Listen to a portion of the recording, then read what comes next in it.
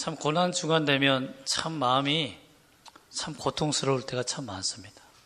참 예수님이 십자가의 죽으심이 참 내 마음에 깊이 느껴져서 고통스러운 게 아니고요.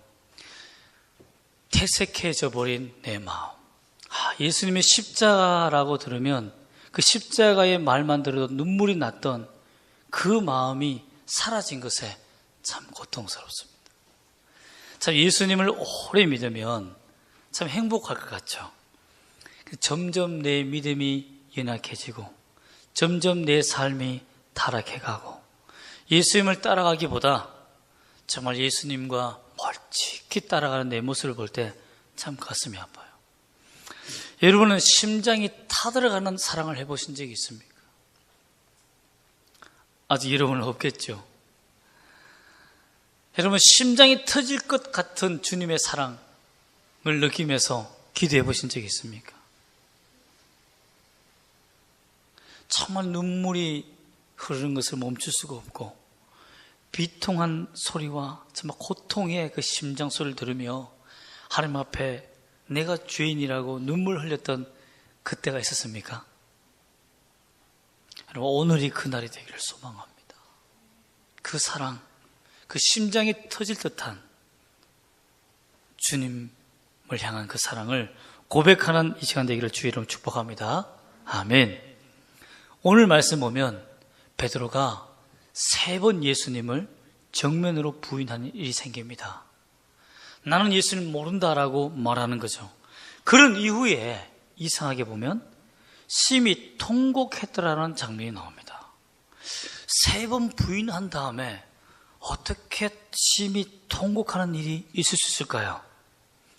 가룟 유다는 그가 예수를 부인한 다음에 양심의 가책을 느껴서 돈을 던져버리고는 그냥 스스로 목을 매다는 일을 했어요. 그런데 베드로는 왜 그가 예수님을 3번 부인했고 또 3번 부인한 이후에 그는 왜 심히 통곡하는 일이 생겼을까요? 그냥 운 게 아니에요. 심히 통곡했다는 이 헬라어는 심장이 터질 것만큼 어떤 외부적인 압력이 들어왔는데 심장이 터질 것 같아서 견딜 수가 없는 아픔을 느꼈다는 거예요. 이런 아픔과 이 마음을 왜 느꼈고 이 감정이 무엇인지를 우리 함께 살펴보고자 하는 것입니다. 베드로가 3번 예수님을 부인한 시기는 예수님의 공생의 사역이 4개의 유월절을 지납니다. 그 중에 마지막 4번째 유월절이 지나고 예수님께서 십자가에 못 박히시는 로마인들에게 체포당하는 장면이 와요. 누가 예수님을 팔려고 배신했냐면 밀고 했냐면 가룟이라는 유다가 밀고 하고 팔게 됩니다.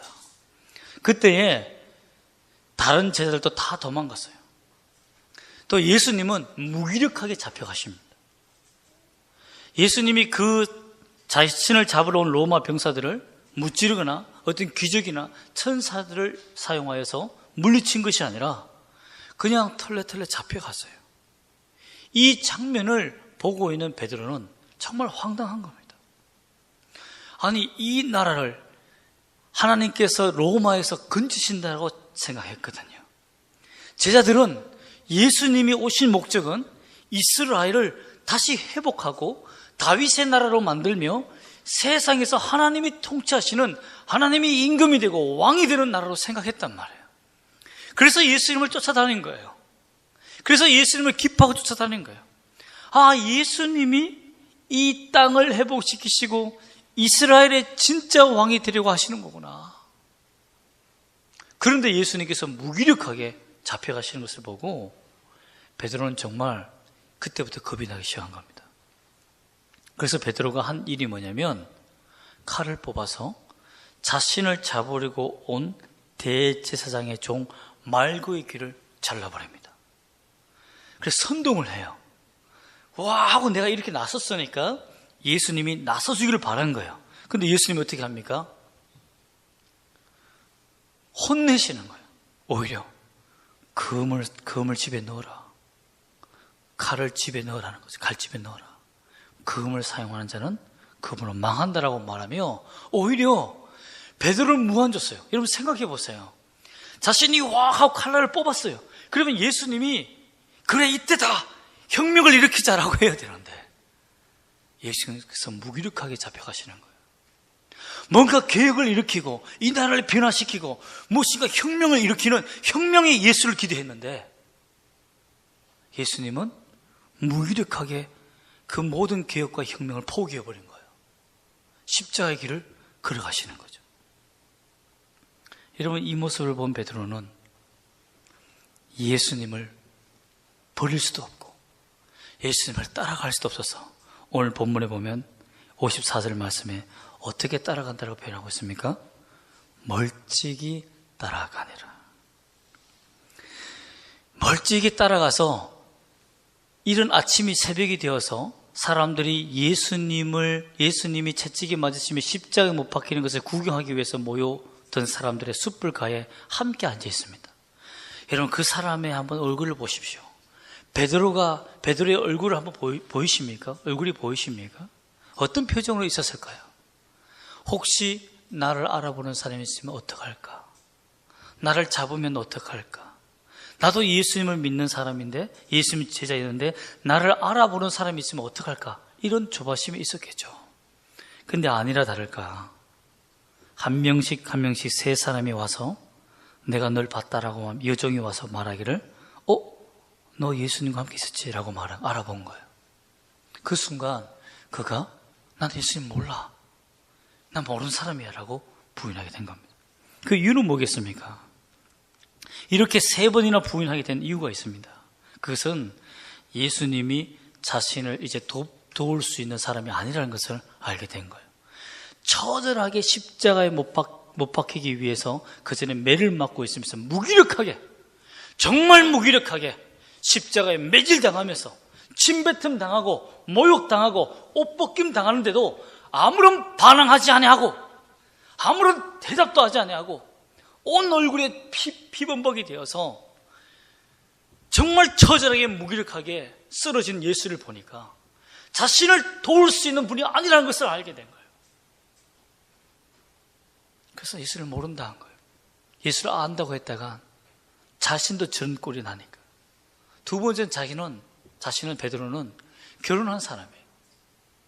베드로는 유일하게 제자들 가운데서 결혼한 사람입니다. 장모님을 모시고 계세요. 예수님이 열병에 걸린 장모를 고쳐준 적이 있으시죠. 즉 자기 아내가 있어요. 자기 잔치식들이 있어요.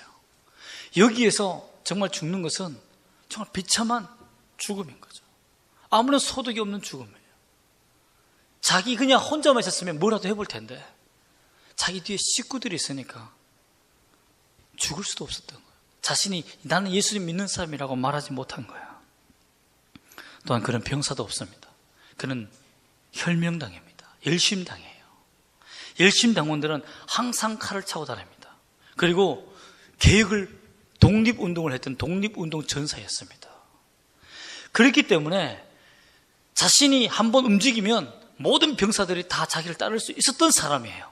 그러나 그 열심당원의 직도 포기하고 예수님을 따라갔던 사람이기 때문에 이제는 그런 열심당원의 힘도 가지지 않은 사람이라는 거예요. 없는 사람이라는 거죠.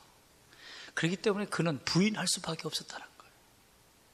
자신이 할 수 있는 것이 아무것도 없었다는 거죠. 여러분 만약에 여러분이 이 세상을 바꾸려고 하는데 여러분이 아무것도 할 수 없다. 여러분 그런 사람의 입장을 알겠습니까? 얼마나 비참하겠습니까? 그냥 부인만 할 수밖에 없는 입장. 우리가 일제시대 때 신사참배를 당했을 때 예수 믿는 사람들을 교회에 모아놓고는 기름을 다 뿌린 거예요. 쫙 뿌리고는 성냥 하나 들고 있다가 예수를 모른다라고 부인하고 앞으로 예수를 믿지 않는다고 부인하면 교회 문을 나가도 좋다. 하지만 나가지 못하는 사람들은 부인하지 않고 끝까지 예수를 주라고 시인하는 사람들은 다 화형이다라고 성냥불을 들고 있었어요. 불을 들고 있었습니다. 그때 실화적으로 경상남도에 있는 한 교회에서 전 교인 353명이 다 불에 타 죽는 일이 생겼습니다. 어린이 한 명도 안 나왔어요. 어린이 한 명도. 여러분 대단하죠? 만약에 여러분 이 시간에 만약에 지금 어떤 사람이 와서 예수 믿으면 죽이겠다고 말하면 불 다 뿌려놓고 예수 안 믿겠다라고 말하면 살려줄게 한다면 여러분 어떻게 하겠어요? 제가 먼저 나가겠습니다 하고 다 나갈 사람들이 엄청 많았을 거예요. 갓난 아기들은요, 엄마가 끌어안고 죽었어요. 그 비참하게 불타는 그 모습 속에서 성도들이 다 끌어안고 죽었어요. 여러분, 참 그런 아픔과 고통을 겪었던 우리 일제시대에 믿음의 세대가 있습니다. 그런데 오늘 베드로를 보면 너무나 쉽게 자기 믿음을 포기하는 모습을 보여요. 오늘날 우리의 모습이 베드로의 모습이 아닌가 한번 돌아보기를 원합니다. 나는 과연 생명을 걸고 예수를 믿을 수 있는가? 예수님을 위해서 내 목숨을 던질 수 있는 믿음이 내게 있는가? 나에게 목숨을 만약에 걸라고 한다면 과연 걸 수 있는가? 어제 저희 아내와 함께 전도하러 갔습니다. 15, 16단체 전도하러 갔는데 청소년 둘이가 걸어오는 거예요. 너 예수 믿을래 하면서 쭉 설명하다가 예수를 믿는다는 거, 영접한다는 것은 생명을 주께 드리는 거란다. 예수님이 나의 인생의 전부라는 것을 인정하는 거야.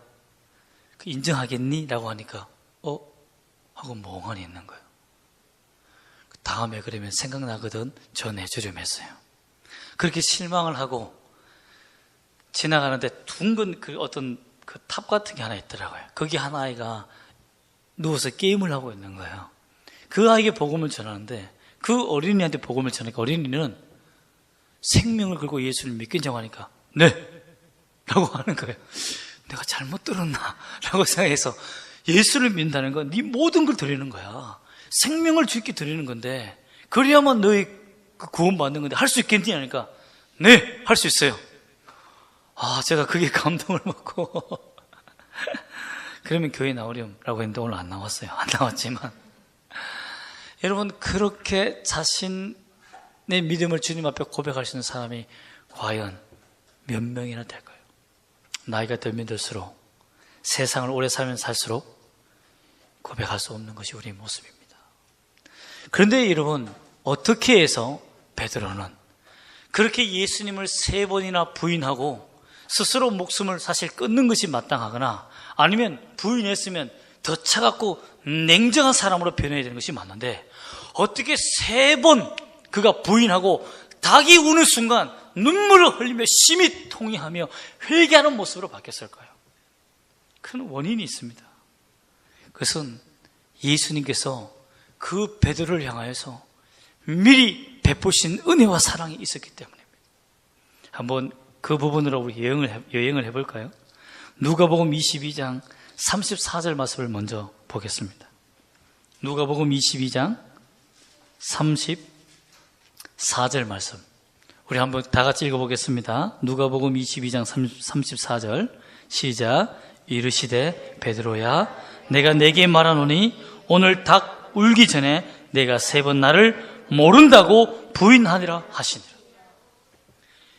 오늘 본문 60절에 보면 이 닭이 울자마자 예수님이 하신 말씀이 생각났다라고 했어요. 그 첫 번째 생각난 말씀은 뭐냐면 닭이 울기 전에 너가 나를 3번 부인한다는 예수님의 경고였다는 거예요. 그 경고가 자기 가슴에 온 거예요. 부인하고 난 다음에. 여러분의 회개의 시작은 주의 말씀으로부터 시작된다는 것을 믿으시길 바랍니다. 주의 말씀이 먼저 생각이 나요. 내가 죄인이라는 것에 생각이 납니다. 내가 3번 부인한 것이 깨달아져요. 그냥 고의적으로 부인했지만 그때는 단호한 마음으로 고백했지만 내가 예수님을 부인했구나 하는 것이 그 죄가 깨달아진다는 겁니다. 두 번째는요. 누가복음 22장 28절에서 32절 말씀을 한번 읽어보겠습니다. 다 같이 한번 읽어볼까요? 시작. 너희는 나의 모든 시험 중에 항상 나와 함께 한 자들인즉 내 아버지께서 나라를 내게 맡기신 것 같이 나도 너희에게 맡겨 너희로 내 나라에 있어 내 상에서 먹고 마시며 또는 보좌에 앉아 이스라엘 12지파를 다스리게 하려 하노라. 시몬아 시몬아 보라 사탄이 너를 밀가부르듯 하려고 요구하였으나 그러나 내가 너를 위하여 내 믿음이 떨어지지 않기를 뭐 했다고요? 기도하였노니 너는 돌이킨 후에 내 형제를 굳게 하라. 여러분, 예수님께서 3번 부인한 베드로에게 내가 너 부인할 줄 알았다. 너는 나를 부인하는 연약한, 나를 모른다고 말하는 연약한 죄인임을 내가 알기 때문에 너에게 회개의 기회를 주기 위해서 내가 너를 위해서 기도하겠다 하셨기 때문입니다. 그 말씀이 기억난 거예요. 두 번째, 여러분, 우리 예수님은 내가 예수님을 부인하지 않게 하기 위해서 지키시는 그런 분이면 너무 좋겠지만요, 내가 예수를 부인한 이후에 그가 회개할 수 있도록 인도하시는 분이 예수님이십니다. 여러분이 죄를 지은 이후에도 예수님은 여러분을 버리지 않으십니다. 예수님께서 회개하여서 다시 주님 품에 안길 수 있는 회개의 기회를 주시는 분이 예수님이시라는 것이죠. 그것을 위해서 지금도 예수님은 뭐하고 있다고요? 우리를 위해서 중보, 기도하고 있다는 것입니다. 내가 죄를 지을 때마다 여러분 자신이 죄를 지을 때마다 생각하십시오. 예수님은 나를 위해서 회개하도록 지금까지 기도하고 계시구나. 돌아가야 할 때가 지금 이때구나. 여러분, 주님은 통곡하며 기도하고 있습니다. 하나님, 저 사람을 용서해 달라고. 아버지 하나님, 저 사람을 용서해 달라고. 다시 회개의 기회를 달라고. 그 다음에 예수님께서 하신 행동이 있습니다. 오늘 본문 말씀 보면 61절 말씀 한번 볼까요? 초반절에만 보겠습니다. 시작. 주께서 돌이켜 누구를 보시니? 베드로를 보시니. 여러분, 예수님께서 숯불 저 뒤로 십자가에 달리시기 위해서 한 나무 기둥에 묶여서 채찍으로 맞고, 채찍으로 맞을 때 여러분 보세요. 처음에는 덩어리를 때립니다. 그리고는 다시 뒤집어요. 그래서 앞면을 때려요.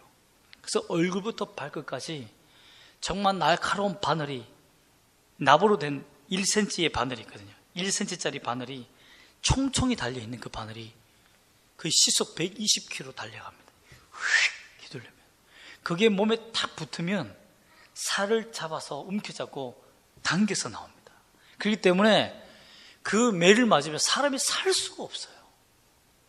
그 매를 앞면 뒷면을 다 맞으시고 얼굴이 엉망진창이 된 상태에서, 정말 그 눈동자에 피가 고인 그 상태에서 3번 부인한 베드로를 회개시키기 위해서 그가 닭이 울고 그가 3번 부인했을 그때에 주님이 베드로를 보신 거예요. 돌이켜서 너무 아파서 고개를 들 수도 없는 예수님이 한 영혼 회개시키기 위해서 힘을 다해서, 젖먹던 힘을 다해서 고개를 드신 거예요. 그리고 베드로를 향해 보신 거예요. 그 눈동자를 누가 보았다고요? 베드로가 마주친 거예요. 그러니 심장이 요동하지 않을 수가 없는 거예요. 막 터져 나오는 거예요. 나를 회개시키기 위해서 저 고통을 참으면서까지 나를 보시다니. 여러분, 그 눈동자를 여러분이 오늘 만나시길 소망합니다. 여러분, 그 눈동자를 봐야 돼요. 그 십자가의 그 고통과 그 사랑을 여러분이 경험해야 됩니다.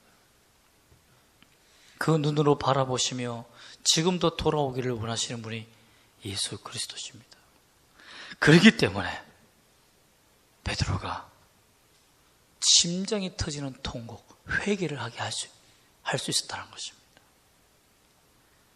그 기도하는 동안 3번 부인한 이후에는 아무도 그를 찾아오지 않았습니다. 너 베드로 맞지? 묻지 않았어요. 그리고 3번째에 부인하게 만든 사람은 누군지 아십니까? 대제사장 종 말고였습니다. 여러분, 요한복음에 보면 이 말고가 나옵니다. 대제사장 종 말고가 베드로인지 알아보고 내 귀를 자른 자이기 때문에 분명히 알아보고 너가 내 귀를 잘랐잖니? 라고 딱 말해요. 그만큼 명확하게 얘기합니다. 그런데 그 말을 믿어줘요. 내가 부인하는 그 말을 그가 믿어준 겁니다. 어떻게 보면 여러분, 예수님께서 3번 묻게 하도록 허락해서 다행이지, 여러 번 반복해서 물었으면 그 자리에서 떠나서 예수님 시선도 맞추지 못하고 회개의 기회 잃어버리고 가룟 유다와 똑같은 길을 갔을지 모릅니다. 그러나 예수님이 그의 연약함을 아시사 기도하시고 눈물 뿌려 기도하시며, 누가복음 22장 오늘 28절부터 말씀 있는 것처럼 31절에 있는 말씀처럼 시몬아 시몬아 보라 사탄이 너를 밀가부로 듯 하려고 요구하였다. 너를 달라고 하는 거예요. 이 말은 무슨 말씀인지 아십니까?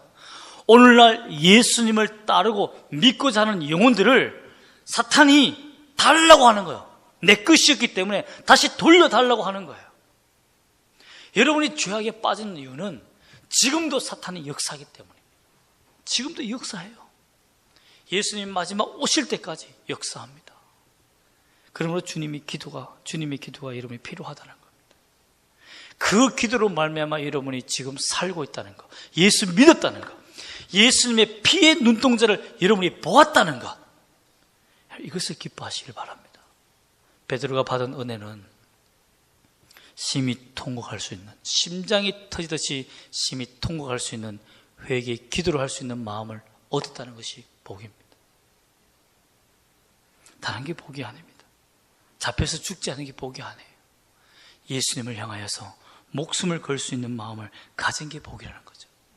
결국 베드로는 십자가에 달려서 몸이 찢겨져 죽습니다. 어떤 사람은 거꾸로 십자가에 못 박혀 죽었다고 하는데, 이것은 가톨릭이 만든 신화입니다. 베드로를 너무 우상화하기 위해서 만든 신화적인 모습이고요. 그걸 우리가 인용한 거고, 실제적으로는 갈기갈기 찢겨서 죽습니다. 십자가에서. 어떻게 죽었든지 간에, 무엇이 사실인지 간에 3번 부인했던 그가 심히 통곡한 후 예수님이 그에게 찾아와서 그의 죄를 용서하시고 회복하시는 그 성장을 경험한 이후에는, 성령이 그에게 부어주신 이후에는 자기 목숨을 던질 수 있는 믿음이 되었다는 겁니다. 여러분도 성령의 충만함을 받고 예수를 위해서 죽을 수 있는 여러분이 되시길 소망합니다. 아멘. 그러므로 여러분, 믿음이란 십자가로 가까이 가는 것입니다. 거기에서 통곡하는 것이 믿음입니다. 내가 죄인입니다. 주님의 첫사랑을 잃어버려감에도 불구하고, 주님을 뜨겁게 사랑했던 그 감정이 식어감에도 불구하고 이것이 죄라고 느끼지 못한 죄가 하나님 통곡합니다. 죄입니다.